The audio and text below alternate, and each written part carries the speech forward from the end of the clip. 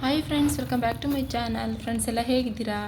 I hope ನೀವೆಲ್ಲರೂ ಚೆನ್ನಾಗಿದ್ದೀರಾ ಅಂತ ಅಂದ್ಕೊಂಡಿದ್ದೀವಿ. ನಾವು ಕೂಡ ಚೆನ್ನಾಗಿದ್ದೀವಿ ಫ್ರೆಂಡ್ಸ್ ಇವತ್ತು ಯಾವೊಂದು ಟಾಪಿಕ್ ತಂದಿದ್ದೀನಿ ಅಂತ ಆಲ್ರೆಡಿ ತಂದು ನೋಡಿ ನಿಮಗೆ ಗೊತ್ತಾಗಿರುತ್ತಲ್ವಾ? ಹೌದು ಫ್ರೆಂಡ್ಸ್, ಇವತ್ತು ಮಾರ್ಗಶಿರ ಮಾಸದ ಶುಕ್ರವಾರ ದಿನ ಅಲ್ವಾ? ಇವತ್ತು ಮಾರ್ಗಶಿರ ಮಾಸದ ಶುಕ್ರವಾರ ದಿನ ನೀವು ರಾತ್ರಿ ಮಲಗುವಂಥ ಸಮಯದಲ್ಲಿ ಇವತ್ತು ನಾನು ಹೇಳ್ಕೊಡ್ತಾ ಇರುವಂತಹ ಇದೊಂದು ಚಿಕ್ಕ ತಂತ್ರ ಪರಿಹಾರನ ನೀವು ಮಾಡ್ಕೊಳ್ಳೋದ್ರಿಂದ ನೀವು ಸಾಕಷ್ಟು ಕಷ್ಟಗಳಿಂದ ನಿಮಗೆ ಮುಕ್ತಿ ಸಿಗುತ್ತೆ ಅಂತಲೇ ಹೇಳ್ಬೋದು. ಹೌದು ಫ್ರೆಂಡ್ಸ್, ಇವತ್ತು ಮಾರ್ಗಶಿರ ಮಾಸದ ಶುಕ್ರವಾರದ ದಿನ ನೀವು ನಿಮ್ಮ ಮನೆಯ ಅಡುಗೆ ಮನೆಯಲ್ಲಿರುವಂತಹ ಗ್ಯಾಸ್ ಸ್ಟವ್ ಕೆಳಗಡೆ ನೀವು ನಾನು ತೋರಿಸುವಂಥ ಕೆಲವೊಂದು ಪದಾರ್ಥಗಳನ್ನ ನೀವು ಇಡೋದ್ರಿಂದ ಬೆಳಗಾಗೋ ಅಷ್ಟರಲ್ಲಿ ಲಕ್ಷ್ಮೀ ದೇವಿಯು ಕೋಟಿಗಟ್ಟಲೆ ಹಣವನ್ನು ಸುರಿಸ್ತಾಳೆ ಅಂತ ಹೇಳಿ ಸುರಿಸ್ತಾಳೆ ಎಂದು ಮತ್ತು ನಮ್ಮ ಎಲ್ಲ ಕಷ್ಟಗಳನ್ನು ನಿವಾರಿಸ್ತಾಳೆ, ನಿಮ್ಮ ಎಲ್ಲ ಆರ್ಥಿಕ ಸಮಸ್ಯೆಗಳನ್ನು ದೂರ ಮಾಡ್ತಾರೆ. ಶುಕ್ರವಾರ ಅಂತಂದರೆ ಲಕ್ಷ್ಮೀ ದೇವಿಗೆ ಅತ್ಯಂತ ಪ್ರೀತಿಕಾರಕವಾದಂತಹ ದಿನ ಅಲ್ವಾ?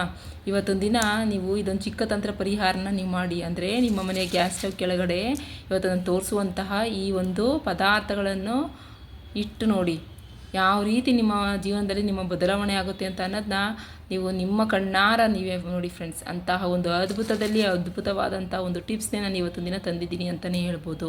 ಹಾಗಾದರೆ ಇಂಥ ಒಳ್ಳೆ ಟಾಪಿಕ್ಕೋಸ್ಕರ ನೀವೇನು ವೇಟ್ ಮಾಡ್ತಾಯಿದ್ರೆ ಪ್ಲೀಸ್ ಒಂದು ಲೈಕ್ ಕೊಡೋದನ್ನ ಮರಿಬೇಡಿ. ಮತ್ತು ಇನ್ನೂ ಯಾರೊಬ್ಬರು ನಮ್ಮ ಚಾನಲ್ನ ಸಬ್ಸ್ಕ್ರೈಬ್ ಮಾಡ್ಕೊಂಡಿಲ್ಲ, ನಾವು ಹಾಗೆ ನೋಡ್ತಾ ಇದ್ದೀವಿ ಅಂತ ನೀವು ಹೇಳೋದಾದರೆ ದಯವಿಟ್ಟು ಸಬ್ಸ್ಕ್ರೈಬ್ ಮಾಡಿಕೊಂಡು ವಿಡಿಯೋನ ಎಲ್ಲೋ ಸ್ಕಿಪ್ ಮಾಡದೆ ಎಂಡ್ ತನಕ ನೋಡಿ ಫ್ರೆಂಡ್ಸ್. ಯಾಕೆಂದರೆ ಇವತ್ತು ತಂದಿರುವಂತಹ ಈ ಒಂದು ರೆಮಿಡಿ ತುಂಬಾ ಪವರ್ಫುಲ್ಲಾಗಿ ವರ್ಕ್ ಮಾಡುವಂತಹ ಒಂದು ಶಕ್ತಿ ಈ ಒಂದು ರೆಮಿಡಿಗಿದೆ. ಹಾಗಾಗಿ ವಿಡಿಯೋನ ಎಲ್ಲೂ ಸ್ಕಿಪ್ ಮಾಡದೆ ಎಂಡ್ ತನಕ ನೋಡಿ.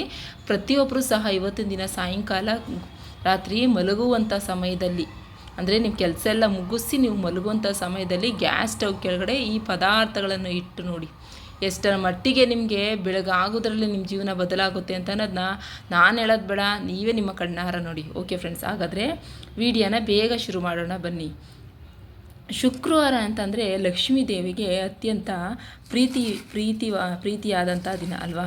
ನಾವೆಲ್ಲರೂ ತುಂಬ ಕಷ್ಟಪಟ್ಟು ಸಂಪಾದನೆ ಮಾಡ್ತೇವೆ, ಆದರೆ ಆ ಹಣ ಕೈಯಲ್ಲಿ ನಿಲ್ಲೋದಿಲ್ಲ. ಅನಗತ್ಯ ಖರ್ಚುಗಳೇ ಹೆಚ್ಚಾಗ್ತಾ ಇರುತ್ತೆ. ಮನೆಯಲ್ಲಿ ಯಾವುದೋ ಒಂದು ರೂಪದಲ್ಲಿ ಆರ್ಥಿಕ ಸಮಸ್ಯೆ ಅನ್ನೋದು ಕಾಡ್ತಾ ಇರುತ್ತೆ ಎಂದು ಅನೇಕ ಜನ ನಮ್ಮ ಚಿಂತೆ ಮಾಡ್ತಾ ಇರ್ತಾರೆ ಅಲ್ವಾ? ಆದರೆ ನಮ್ಮ ಪುರಾಣಗಳು ಮತ್ತು ಶಾಸ್ತ್ರ ಪ್ರಕಾರದಲ್ಲಿ ತಿಳಿಯದೆ ನಾವು ಮಾಡುವಂತಹ ಕೆಲವೊಂದು ಸಣ್ಣ ಪುಟ್ಟ ತಪ್ಪುಗಳಿಂದ ಮಾತ್ರ ನಾವು ಪಾಲಿಸದ ಕೆಲವೊಂದು ನಿಯಮಗಳಿಗಾಗಿ ಕಷ್ಟಗಳನ್ನ ನಾವೇ ಕೈಯಾರ ಮಾಡ್ಕೋತೀವಿ ಅಂತಲೇ ಹೇಳ್ಬೋದು. ಮುಖ್ಯವಾಗಿ ನಮ್ಮ ಅಡುಗೆ ಮನೆಯಲ್ಲಿ ಅಡುಗೆ ಮನೆ ಅಂತ ಅನ್ನೋದು ಲಕ್ಷ್ಮಿ ನೆಲೆಸಿರುವಂತಹ ಒಂದು ಸ್ಥಳವಾಗಿರುತ್ತೆ ಅಲ್ವಾ? ಆ ಅಡುಗೆ ಮನೆಯಲ್ಲಿರುವಂತಹ ಗ್ಯಾಸ್ ಸ್ಟವ್ ಕೂಡ ನಮಗೆ ಒಂದು ತುಂಬ ಇಂಪಾರ್ಟೆಂಟ್ ಆಗಿರುವಂತಹ ಒಂದು ಸ್ಟವ್ ಅಂತಲೇ ಹೇಳ್ಬೋದು. ಯಾಕೆ ಅಂತ ಅಂದರೆ ಗ್ಯಾಸ್ ಸ್ಟವ್ನ ನಾವು ಕೇವಲ ಅಡುಗೆ ಮಾಡುವಂಥ ವಸ್ತು ಮಾತ್ರ ಅಲ್ಲ, ಅದು ಸಾಕ್ಷಾತ್ ಅಗ್ನಿದೇವನ ಸ್ವರೂಪ ಮತ್ತು ನಮ್ಮ ಹೊಟ್ಟೆ ತುಂಬಿಸುವಂತಹ ಅನ್ನಪೂರ್ಣೇಶ್ವರಿಯ ಒಂದು ಸ್ವರೂಪ ಅಂತಲೇ ನಾವು ಹೇಳ್ಬೋದು ಅಲ್ವಾ? ಹೌದು ಫ್ರೆಂಡ್ಸ್, ನಾವು ಈ ಗ್ಯಾಸ್ ಸ್ಟವ್ನ ವಿಶೇಷವಾಗಿ ಗ್ಯಾಸ್ ಸ್ಟವ್ನ ವಿಷಯದಲ್ಲಿ ನಾವು ಎಷ್ಟು ಜಾಗರೂಕರಾಗಿರುತ್ತೇವೋ ಅಷ್ಟು ಲಕ್ಷ್ಮಿ ಕಟಾಕ್ಷ ನಮ್ಮ ಮೇಲೆ ಇರುತ್ತೆ. ಮುಖ್ಯವಾಗಿ ಶುಕ್ರವಾರದ ದಿನ ರಾತ್ರಿ ಮಲಗುವಂಥ ಸಮಯದಲ್ಲಿ ಗ್ಯಾಸ್ ಸ್ಟವ್ ಕೆಳಗೆ ಇದನ್ನ ಇಟ್ಟರೆ ಸಾಕು ಫ್ರೆಂಡ್ಸ್. ಅಂದರೆ ನಾನು ತೋರಿಸುವಂತಹ ಕೆಲವೊಂದು ಪದಾರ್ಥಗಳನ್ನ ನೀವು ಇಡೋದ್ರಿಂದ ಖಂಡಿತ ಹೇಳ್ತೀನಿ ಫ್ರೆಂಡ್ಸ್, ನಿಮ್ಮ ಸಕಲ ಸಂಕಷ್ಟಗಳಿಂದಲೂ ಸಹ ನಿಮಗೆ ಮುಕ್ತಿ ಸಿಗುತ್ತೆ ಅಂತಲೇ ಹೇಳ್ಬೋದು. ಹೌದು, ಗ್ಯಾಸ್ ಸ್ಟವ್ ಕೆಳಗಡೆ ಇವತ್ತು ನಾನು ತೋರಿಸುವಂತಹ ಕೆಲವೊಂದು ಪದಾರ್ಥಗಳನ್ನ ನೀವು ಇಟ್ಟು ನೋಡಿ. ಇಟ್ಟರೆ ಸಾಕು ಲಕ್ಷ್ಮೀ ದೇವಿಯ ಅನುಗ್ರಹ ಸಿಗುತ್ತೆ ಅಂತ ಸಿದ್ಧಿಶಾಸ್ತ್ರದಲ್ಲಿ ತಿಳಿಸಿದ್ದಾರೆ. ಇದು ಬಹಳ ಶಕ್ತಿಶಾಲಿಯ ಪರಿಹಾರ. ಇದನ್ನ ನೀವು ಭಕ್ತಿ ಶ್ರದ್ಧೆಯಿಂದ ಮಾಡಿದರೆ ನಿಮ್ಮ ಮನೆಯಲ್ಲಿರುವಂತಹ ನಕಾರಾತ್ಮಕ ಶಕ್ತಿ ಹೊರಗಡೆ ಹೋಗಿ ಬೆಳಗಾಗುವಷ್ಟರಲ್ಲಿ ಲಕ್ಷ್ಮೀ ದೇವಿಯ ಅನುಗ್ರಹ ನಿಮ್ಮ ಮನೆಯವರ ಎಲ್ಲರ ಮೇಲೂ ಸಹ ಲಕ್ಷ್ಮೀ ದೇವಿ ಒಂದು ಅನುಗ್ರಹ ನಿಮ್ಮ ಮನೆಯ ಮೇಲಿರುವಂತಹ ಎಲ್ಲ ಸದಸ್ಯರ ಮೇಲೆ ಹಣದ ಮಳೆಯಂತೆ ಸುರಿಸ್ತಾಳೆ ಅಂತಲೇ ಹೇಳ್ಬೋದು. ಹಾಗಾದರೆ ಈ ಶುಕ್ರವಾರ ದಿನ ನಾವು ಗ್ಯಾಸ್ ಸ್ಟವ್ ಕೆಳಗಡೆ ಏನಿಡಬೇಕು, ಏನಿಟ್ಟರೆ ನಮ್ಮ ಹಣದ ಸಮಸ್ಯೆ ದೂರವಾಗಿ ಲಕ್ಷ್ಮಿಯ ಅನುಗ್ರಹವಾಗುತ್ತೆ ಎಂದು ನಾವೀಗ ಈ ವಿಡಿಯೋದಲ್ಲಿ ನಿಮಗೆ ತಿಳ್ಕೊಳ್ಳೋಣ. ನಮ್ಮ ಮನೆಯಲ್ಲಿ ತುಂಬ ಸುಲಭವಾಗಿ ಸಿಗುವಂತಹ ಪದಾರ್ಥಗಳನ್ನೇ ನಾವು ಬಳಸ್ಕೊಂಡು ಇವತ್ತು ನಮ್ಮಲ್ಲಿರುವಂಥ ಹಣಕಾಸಿನ ಸಮಸ್ಯೆನ ಹೇಗೆ ಬಗೆಹರಿಸ್ಕೊಳ್ಳೋದು ಅನ್ನೋದನ್ನು ನಾನು ನಿಮಗೆ ತಿಳಿಸ್ಕೊಡ್ತೀನಿ.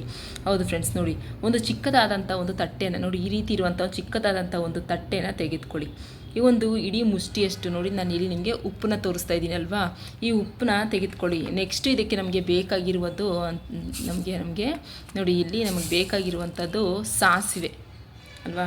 ನೋಡಿ ಈಗ ನಾನು ತೋರಿಸುವಂತಹ ಎಲ್ಲ ಪದಾರ್ಥಗಳು ನೋಡಿ, ನಾನು ನಿಮಗೆ ಇಲ್ಲಿ ತೋರಿಸ್ತಾ ಇದ್ದೀನಿ. ನಾನೀಗ ತೋರಿಸುವಂತಹ ಎಲ್ಲ ಪದಾರ್ಥಗಳು ಲಕ್ಷ್ಮೀ ದೇವಿಗೆ ತುಂಬಾ ಆಕರ್ಷಕವಾದಂತಹ ಒಂದು ಪದಾರ್ಥ ಅಂತಲೇ ಹೇಳ್ಬೋದು. ಹೌದು ಫ್ರೆಂಡ್ಸ್, ಈ ಎಲ್ಲ ಪದಾರ್ಥಗಳು ತುಂಬಾ ಶಕ್ತಿಯುತವಾದಂತಹ ಪದಾರ್ಥಗಳು. ಈಗ ನಾವು ಈ ಪರಿಹಾರನ ಹೇಗೆ ಮಾಡೋದು ಅಂತ ಹೇಳೋದನ್ನು ನಿಮಗೆ ತಿಳಿಸ್ಕೊಡ್ತೀನಿ. ನೋಡಿ, ಶುಕ್ರವಾರ ದಿನ ನೀವು ನಿಮ್ಮ ಮನೆಯಲ್ಲಿ ಅಡುಗೆ ಎಲ್ಲ ಮುಗಿಸಿ, ಊಟ ಎಲ್ಲ ಮುಗಿಸಿ, ಪಾತ್ರೆ ಎಲ್ಲ ತೊಳೆದು, ಅಡುಗೆ ಮನೆಯಲ್ಲಿರುವಂಥ ಗ್ಯಾಸ್ನೆಲ್ಲ ಕ್ಲೀನಾಗಿ ಒರೆಸಿ ಎಲ್ಲ ಕೆಲಸ ಮುಗಿಸಿ ನೀವು ಮಲಗಕ್ಕೆ ಅಂತ ಹೋಗ್ತೀರಾ ನೋಡಿ. ಅಂಥ ಸಮಯದಲ್ಲಿ ಈ ಒಂದು ಚಿಕ್ಕ ತಂತ್ರ ಪರಿಹಾರನ ಮಾಡ್ಕೊಳ್ಳಿ.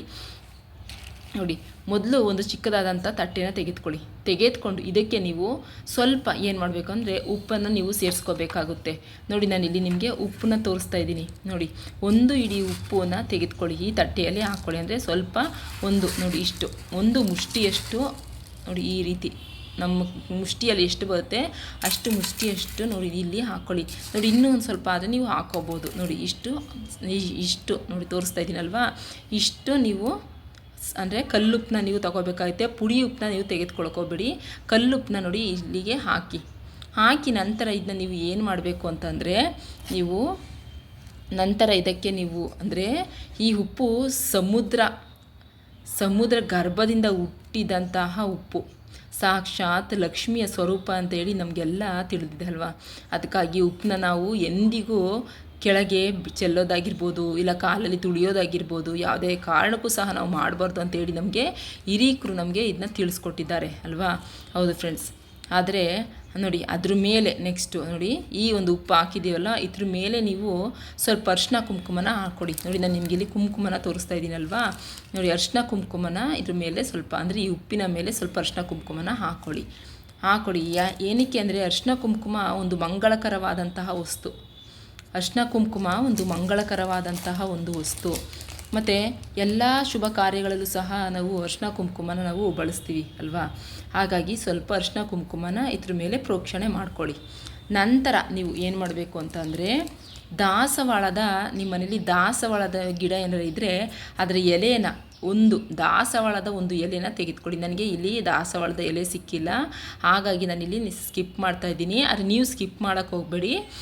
ಒಂದು ದಾಸವಾಳದ ಎಲೆನ ತೆಗೆದುಕೊಂಡು ಅದನ್ನು ನೀವು ಈ ಉಪ್ಪಿನ ಮೇಲೆ ಒಂದು ದಾಸವಾಳದ ಎಲೆನ ಈ ರೀತಿ ಇಡಬೇಕಾಗುತ್ತೆ. ಈ ರೀತಿ ಉಪ್ಪಿನ ಮೇಲೆ ಇಡಿ.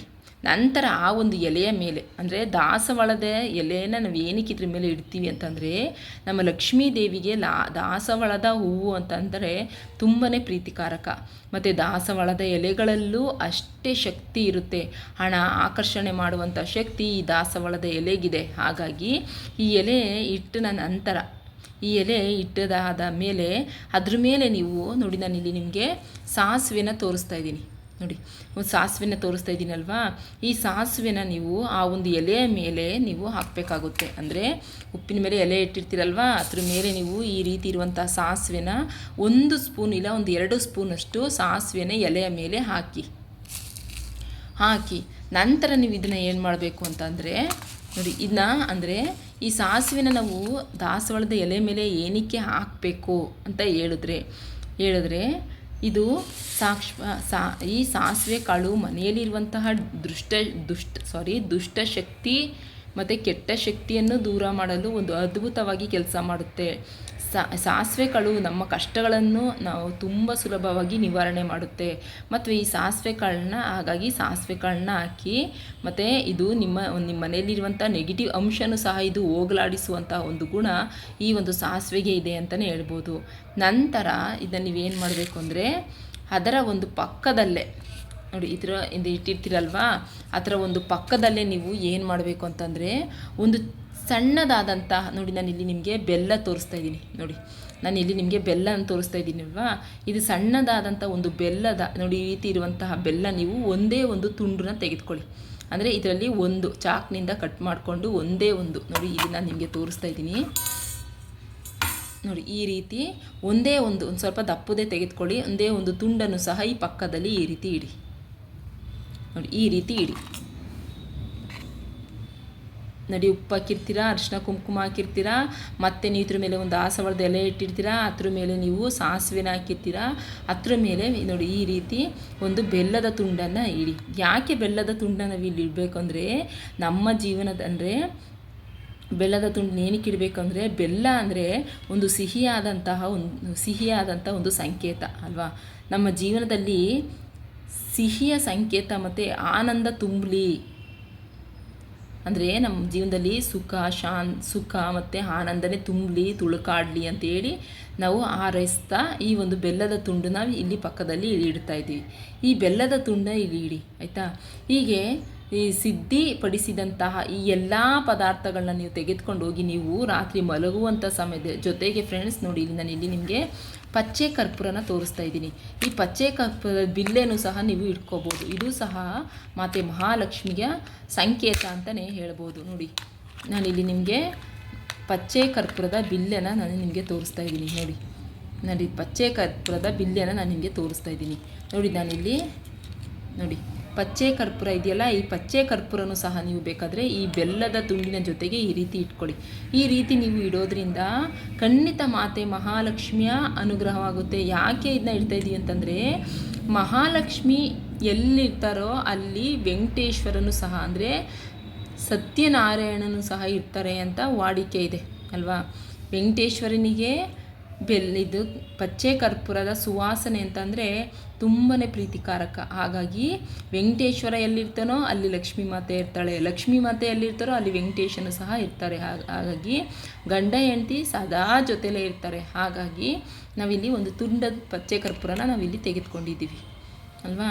ಇಷ್ಟು ಪದಾರ್ಥಗಳೆಲ್ಲವನ್ನು ಸಹ ನೀವು ಸೇರಿಸ್ಕೊಂಡು ಈ ಒಂದು ತಟ್ಟೆನ ನೀವು ತೆಗೆದುಕೊಂಡೋಗಿ ನೀವು ರಾತ್ರಿ ಮಲಗುವಂತಹ ಸಮಯದಲ್ಲಿ ನೀವು ನಿಮ್ಮ ಕೆಲಸ ಎಲ್ಲ ಮುಗಿಸಿದ ನಂತರ ನೀವು ನಿನ್ನೆ ಊಟ ಎಲ್ಲ ಆಗಿದೆ, ಪಾತ್ರೆ ಎಲ್ಲ ತೊಳೆದಾಯಿತು, ಗ್ಯಾಸ್ ಸ್ಟವ್ ಎಲ್ಲ ನಾವು ಕ್ಲೀನ್ ಮಾಡಾಯಿತು ಅಂತ ಹೇಳಿ ನೀನು ಮಲ್ಗಕ್ಕೆ ಹೋಗ್ತಾ ಇದ್ದೀನಿ ಅಂತ ಒಂದು ಸಂದರ್ಭದಲ್ಲಿ ಒಂದು ಸ್ಟೀಲ್ ತಟ್ಟೆನ ತೆಗೆದುಕೊಂಡು ಇಷ್ಟು ಪದಾರ್ಥಗಳನ್ನು ನೀವು ಸೇರಿಸಿ ಮಿಕ್ಸ್ ಮಾಡಿಕೊಂಡು ಈ ಒಂದು ತಟ್ಟೆನ ತೆಗೆದುಕೊಂಡೋಗಿ ನೀವು ನಿಮ್ಮ ಮನೆಯ ಗ್ಯಾಸ್ ಸ್ಟವ್ ಕೆಳಗಡೆ ನೀವು ಇದನ್ನ ಬಚ್ಚಿಟ್ಬಿಡಿ. ಈ ರೀತಿ ಇವತ್ತು ಶುಕ್ರವಾರ ಫ್ರೆಂಡ್ಸ್, ಈ ರೀತಿ ನೀವು ಮಾಡಿ ನೋಡಿ. ಇದು ಎಷ್ಟರ ಮಟ್ಟಿಗೆ ನಿಮಗೆ ಫಲ ಕೊಡುತ್ತೆ ಅಂತ ಅನ್ನೋದನ್ನ ನೀವೇ ನನಗೆ ಕಮೆಂಟ್ ಮೂಲಕ ತಿಳಿಸ್ತೀರ. ಅದ್ಭುತವಾದಂಥ ಒಂದು ಒಳ್ಳೆಯ ಇದೊಂದು ಟಿಪ್ಸ್ ಅಂತಲೇ ಹೇಳ್ಬೋದು ಫ್ರೆಂಡ್ಸ್. ಅಷ್ಟು ಪವರ್ಫುಲ್ಲಾಗಿ ವರ್ಕ್ ಮಾಡುವಂಥ ಒಂದು ಶಕ್ತಿ ಈ ಒಂದು ರೆಮಿಡಿಗಿದೆ ಅಂತಲೇ ಹೇಳ್ಬೋದು. ನಮ್ಮ ಜೀವನದಲ್ಲಿರುವಂತಹ ಹಲವಾರು ರೀತಿಯ, ಅದರಲ್ಲೂ ಮೇನಾಗಿ ಕಾಡುವಂತಹ ಆರ್ಥಿಕ ಸಮಸ್ಯೆನ ಸಂಪೂರ್ಣವಾಗಿ ಇದು ದೂರ ಮಾಡುತ್ತೆ. ನಮಗೆ ಬಂದಿರುವಂತಹ ಎಷ್ಟೇ ದುಡಿದ್ರೂ ಕೈಯಲ್ಲಿ ಹಣ ನಿಲ್ತಾ ಇಲ್ಲ, ಸಾಲದ ಮೇಲೆ ಸಾಲದ ಸಮಸ್ಯೆಲೇ ಹೆಚ್ಚಾಗಿ ಕಾಡ್ತಾ ಇದೆ, ದುಡ್ದಂಥ ದುಡ್ಡು ಅನಾವಶ್ಯಕವಾಗಿ ಖರ್ಚಾಗ್ತಾ ಇದೆ, ದುಡ್ದಂಥ ದುಡ್ಡು ಕೈಯಲ್ಲಿ ಉಳಿತಾ ಇಲ್ಲ ಅಂತಂದರೆ ಈ ಚಿಕ್ಕದಾದಂಥ ಒಂದು ರೆಮಿಡಿನ ಮಾಡಿ ನೋಡಿ. ಜೊತೆಗೆ ವ್ಯವಹಾರದಲ್ಲಿ ಲಾಭ ಇಲ್ಲ, ಬಿಸ್ನೆಸ್ಗಳು ಸರಿಯಾಗಿ ನಡೀತಾ ಇಲ್ಲ ಅಂತ ಒಂದು ಸಮಸ್ಯೆನೂ ಸಹ ನೀವು ಅನುಭವಿಸ್ತಾ ಇದ್ದರೆ ಖಂಡಿತ ಹೇಳ್ತೀನಿ ಫ್ರೆಂಡ್ಸ್, ಈ ಒಂದು ಚಿಕ್ಕ ರೆಮಿಡಿನ ನೀವು ಮಾಡೋದ್ರಿಂದ ಅಂದರೆ ನಿಮ್ಮ ಮನೆಯ ಗ್ಯಾಸ್ ಸ್ಟವ್ ಕೆಳಗಡೆ ಇಷ್ಟು ಪದಾರ್ಥಗಳನ್ನು ನೀವು ಇಡೋದ್ರಿಂದ ನೀವು ಸಕಲ ಸಂಕಷ್ಟಗಳಿಂದ ನಿಮಗೆ ಮುಕ್ತಿ ಸಿಗುತ್ತೆ. ಸಾಲದ ಸಮಸ್ಯೆಯಿಂದ ಹೊರಗಡೆ ಬರ್ತೀರಾ. ನಿಮಗೆ ಮನೆಯಲ್ಲಿರುವಂತಹ ಯಾವುದೇ ಒಂದು ದುಷ್ಟಶಕ್ತಿ ಇದ್ರೂ ಈ ಒಂದು ಸಾಸಿವೆಯಿಂದ ಅದು ಹೊರಗಡೆ ಹೋಗುತ್ತೆ.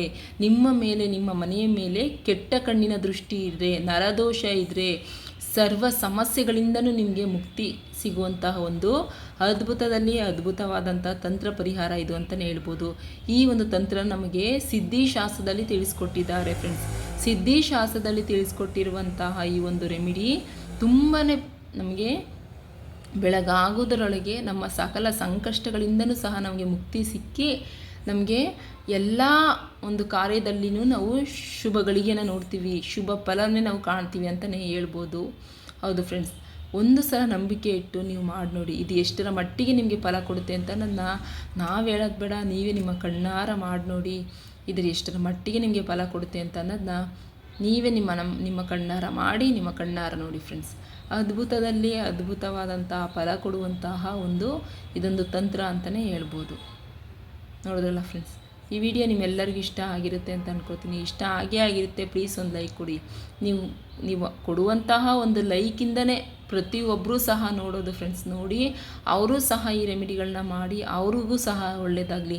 ಅವ್ರಿಗೂ ಸಹ ಒಳ್ಳೆಯದಾಯಿತು ಅಂತಂದರೆ ಅವರು ನಿಮಗೆ ಕೃತಜ್ಞತೆ ಹೇಳ್ತಾರೆ. ನಿಮಗೆ ಕೃತಜ್ಞತೆ ಹೇಳೋದ್ರಿಂದ ನಿಮಗೂ ಒಳ್ಳೆಯದಾಗುತ್ತೆ ಮತ್ತು ಅವ್ರಿಗೂ ಒಳ್ಳೆಯದಾಗುತ್ತೆ ಅಲ್ವಾ?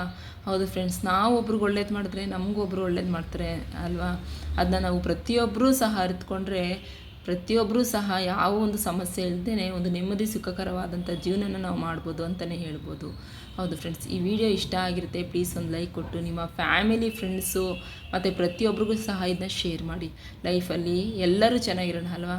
ನಮಗೆ ಇರುವಂಥ ಸಮಸ್ಯೆಗಳನ್ನ ನಾವು ಬಗೆಹರಿಸ್ಕೊಳ್ಳೋಣ, ಅವ್ರಿಗೆ ಇರುವಂಥ ಸಮಸ್ಯೆಗಳನ್ನ ಅವರೂ ಸಹ ಬಗೆಹರಿಸ್ಕೊಂಡು ಜೀವನದಲ್ಲಿ ಒಂದು ನೆಮ್ಮದಿ ಸುಖಕರವಾದಂಥ ಒಂದು ಜೀವನನೇ ಮಾಡೋಣ ಅಂತ ಹೇಳ್ತಾ ನಮ್ಮ ಈ ಒಂದು ಬ್ಲಾಗ್ನ ನಾನು ಇಲ್ಲಿಗೆ ಎಂಡ್ ಮಾಡ್ತಾಯಿದ್ದೀನಿ. ಮತ್ತೊಂದು ಇದೇ ರೀತಿ ಇರುವಂತಹ ಒಂದು ಒಳ್ಳೆಯ ಟಿಪ್ಸ್ನೊಂದಿಗೆ ನಾನು ಮತ್ತೆ ಬರ್ತೀನಿ.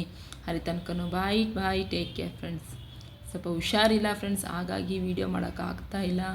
ಆದಷ್ಟು ಪ್ರತಿನಿತ್ಯ ವೀಡಿಯೋ ಹಾಕೋಕ್ಕೆ ನಾನು ಪ್ರಯತ್ನ ಪಡ್ತೀನಿ. ನಿಮ್ಮ ಪ್ರೀತಿ ವಿಶ್ವಾಸ ಕೊನೆ ತನಕ ನಮ್ಮ ಚಾನಲ್ ಮೇಲೆ ಇಡಿ. ಪ್ರತಿಯೊಬ್ಬರಿಗೂ ರಿಕ್ವೆಸ್ಟ್ ಮಾಡಿ ಕೇಳ್ಕೊತೀನಿ, ಯಾರು ಹೊಸಬ್ರು ನಮ್ಮ ಚಾನಲ್ ಸಬ್ಸ್ಕ್ರೈಬ್ ಮಾಡ್ಕೊಂಡಿಲ್ಲ, ನಾವು ಹಾಗೇ ನೋಡ್ತಾ ಇದ್ದೀವಿ ಅಂತ ನೀವು ಹೇಳೋದಾದರೆ ದಯವಿಟ್ಟು ಸಬ್ಸ್ಕ್ರೈಬ್ ಮಾಡಿಕೊಂಡು ನಂತರ ವೀಡಿಯೋನ ಎಲ್ಲೂ ಸ್ಕಿಪ್ ಮಾಡದೆ ಎಂಟು ತನಕ ನೋಡಿ ಫ್ರೆಂಡ್ಸ್. ವೀಡಿಯೋನ ನೀವು ಸ್ಕಿಪ್ ಮಾಡ್ಕೊಂಡು ನೋಡೋದ್ರಿಂದ ನಿಮಗೆ ಯಾವ ವಿಷಯಗಳು ನಿಮಗೆ ಗೊತ್ತಾಗಲ್ಲ. ಫಸ್ಟು ಪ್ರತಿಯೊಂದರಲ್ಲೂ ಮಾಹಿತಿಗಳನ್ನ ತಿಳ್ಕೊಂಡು ನಂತರ ನೀವು ಇದನ್ನು ಅಳವಡಿಸೋದ್ರಿಂದ ಇದನ್ನು ಮಾಡ್ಕೊಳ್ಳೋದ್ರಿಂದ ನಿಮಗೆ ಹೆಚ್ಚಿನ ಫಲನೇ ನಿಮಗೆ ಸಿಗುತ್ತೆ ಅಂತಲೇ ಹೇಳ್ಬೋದು. ನೋಡಿದ್ರಲ್ಲ ಫ್ರೆಂಡ್ಸ್, ಈ ವಿಡಿಯೋ ಇಷ್ಟ ಆಗಿರುತ್ತೆ, ಪ್ಲೀಸ್ ಒಂದು ಲೈಕ್ ಕೊಟ್ಟು ನಿಮ್ಮ ಫ್ಯಾಮಿಲಿ ಫ್ರೆಂಡ್ಸ್ ಎಲ್ಲರಿಗೂ ಸಹ ಇದನ್ನ ಶೇರ್ ಮಾಡಿ. ಲೈಫಲ್ಲಿ ಎಲ್ಲರೂ ಚೆನ್ನಾಗಿರೋಣ ಅಂತ ಹೇಳ್ತಾ ನಮ್ಮ ಈ ಒಂದು ಬ್ಲಾಗ್ನ ನಾನು ಇಲ್ಲಿಗೆ ಎಂಡ್ ಮಾಡ್ತಾಯಿದ್ದೀನಿ. ಮತ್ತೊಂದು ಇದೇ ರೀತಿ ನಿಮ್ಮೆಲ್ಲರಿಗೂ ಯೂಸ್ ಆಗುವಂಥ ಒಂದು ಒಳ್ಳೆಯ ಒಂದು ರೆಮಿಡಿ ಜೊತೆ ನಾನು ಮತ್ತೆ ಬರ್ತೀನಿ. ಅಲ್ಲಿ ತನಕ ಬಾಯ್, ಟೇಕ್ ಕೇರ್ ಫ್ರೆಂಡ್ಸ್.